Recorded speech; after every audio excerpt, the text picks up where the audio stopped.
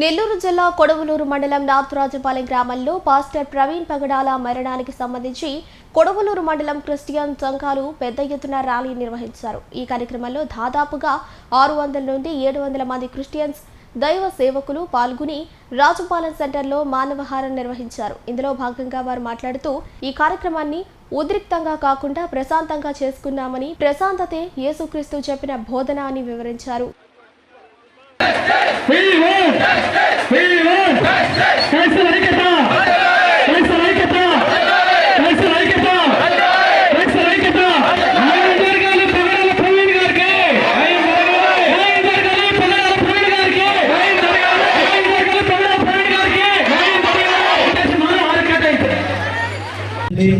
గత నెల 24వ తేదీ రాత్రి 11:40 మన రెండు రాష్ట్రాలకి సుపరిచితులైనటువంటి దైవజనులు పగడాల ప్రవీణ్ గారు ఆకస్మిక మరణం పొందారు. దాని నిమిత్తమై ఇప్పటికే దాదాపు చాలా దినాలైంది. ఆయన ఎందుకు మరణించారన్న విషయాలు అందరికీ తెలుసు, కానీ దాని పోస్ట్ మార్టం కూడా ఇంతవరకు బయట పెట్టలేదు. ఎందుకు ఈ శాంతియుతమైన ర్యాలీ మేము చేస్తున్నామంటే, మన భారతదేశము లౌకిక దేశము, అలాగే సామ్యవాద దేశం. ఎవరి మతాన్ని వారి యొక్క విశేషాలని ప్రకటించుకునేటువంటి స్వేచ్ఛ మనకు డాక్టర్ బిఆర్ అంబేద్కర్ రాజ్యాంగ పరంగా మనకి ఇచ్చిన హక్కు. అందుకని ఈ దేశంలో పుట్టాం, ఈ దేశంలో అందరికీ హక్కులు ఉన్నాయి. ఎవరైనా ఏ మతానికైనా స్వచ్ఛందంగా స్వీకరించేటువంటి హక్కు ఉంది. అయితే ఈ మతాలు అనేది ఈ మధ్య కాలంలో ఎక్కువగా పుట్టుకొచ్చి ఒకరి మీద ఒకరు దాడులు జరుగుతున్నాయి. గమనించండి, మేము యేసు ప్రభు యొక్క ప్రేమని, దైవత్వాన్ని మాత్రమే ప్రకటిస్తున్నాము, కానీ ఇతర మతాలని కించపరిచేటట్లు ఎక్కడ ఎవరు మాట్లాడట్లేదు. అయితే నానాటికి సువార్తకు వెళ్తున్న పత్రికలు పంచుతున్నా కూడా మీకు ఎవరు పర్మిషన్ ఇచ్చారని కొంచెం ఆటంకపరుస్తున్నారు.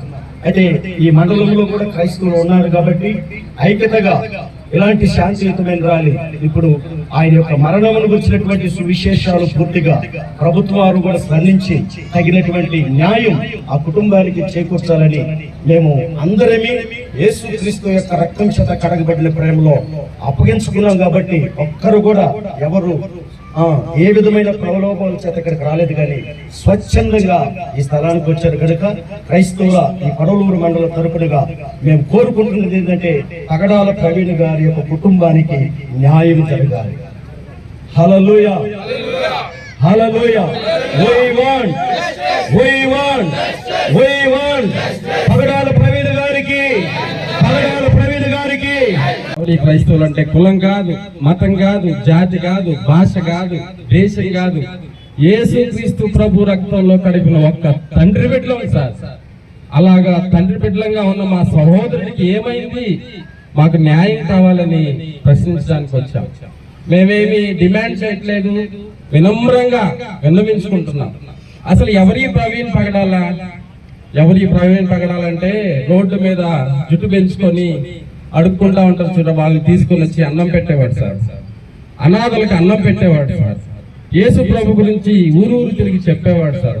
అలాంటి ఆయన బైక్ యాక్సిడెంట్ అయ్యి ముఖమంతా గాయాలై ఉన్నాయి, ఏమో తెలియదు అని మేమందరం కూడా అనుమానాలు వ్యక్తం చేస్తున్నాం. అంతే, అనుమానాలు వ్యక్తం చేసే వాళ్ళని జైల్లో వేస్తున్నారు. అయితే యాక్సిడెంట్ అయిపోయింది, తాగి పడిపోయాడు అన్న వాళ్ళు మాత్రం ఏమంటలేదు సార్. దయచేసి ఇక్కడ ప్రభుత్వం కానీ, అక్కడ ప్రభుత్వం కానీ, తెలంగాణ ప్రభుత్వం కానీ దయచేసి స్పందించి ఏమైందో దయచేసి చెప్పాలని మేము విన్నవించుకున్నాం సార్. క్రైస్తవులు అనే వాళ్ళు ప్రేమ చూపే వాళ్ళే కానీ, ప్రార్థన చేసే వాళ్ళే కానీ, పరిచయం చేసే వాళ్ళే కానీ ఎప్పుడు కూడా ఎవరి మీద అన్యాయంగా మాట్లాడే వాళ్ళు కాదు, అన్యాయంగా ప్రవర్తించే వాళ్ళు కాదు సార్. దయచేసి ఈ విషయాన్ని గమనించండి, దయచేసి ప్రభుత్వాలు న్యాయం చేయండి. మేము విన్నవించుకుంటున్నాం, కానీ మా దేవుడు సర్వశక్తి కలిగినవాడు, సర్వాధికారం కలిగిన వాడు. ఆయన బిడ్డల జోలికి వస్తే పగ తీర్చుట నా పని అని చెప్పాడు. నేను క్రైస్తవులు పగ తీర్చుకునే వాళ్ళం కాదు సార్. ప్రవీణ్ పగడా వారు దొరికినా కూడా, ఒకవేళ అది హత్య తెలిసినా కూడా ఎవరు ఏమన్నాం సార్, క్షమిస్తాం. దయచేసి ప్రభుత్వాలు స్పందించి 2 వారాలైంది సార్ క్రైస్తవులకు సరిగా అన్నం తిని సరిగా సంతోషించి 2 వారాలు అవుతుంది సార్. దయచేసి ఆంధ్రప్రదేశ్ ప్రభుత్వం వారు, తెలంగాణ ప్రభుత్వం వారు దయచేసి స్పందించి న్యాయం చేయాలని విన్నవించుకుంటూ మేమందరము ఒక ఉన్నతమైన దేవుణ్ణి ప్రార్థించేటువంటి వాళ్ళం.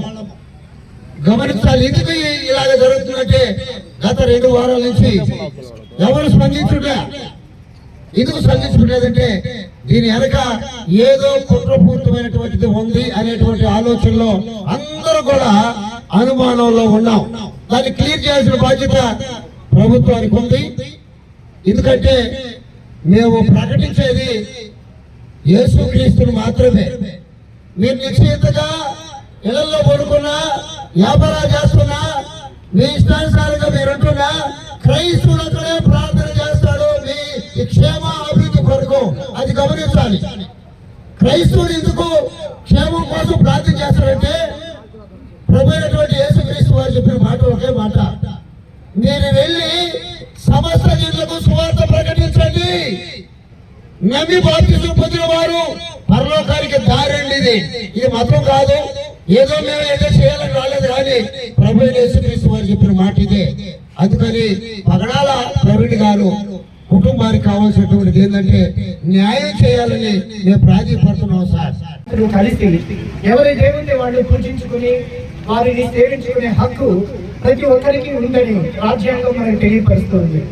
ఇటీవల ఒక 2 సంవత్సరాల నుంచి క్రైస్తవుల మీద మరియు మందిరాల మీద దాడులు చేసి చిత్రహింసలకు గురి చేస్తున్నారు. ఇది ప్రభుత్వాన్ని మేము దేశించటం లేదు, లేకపోతే రాజ్యాంగం మాకు ఉంది కదా అని మేము నిర్వహించడం లేదు. కానీ ఈ ర్యాలీ శాంతియుతంగా మేము తలపెట్టాం.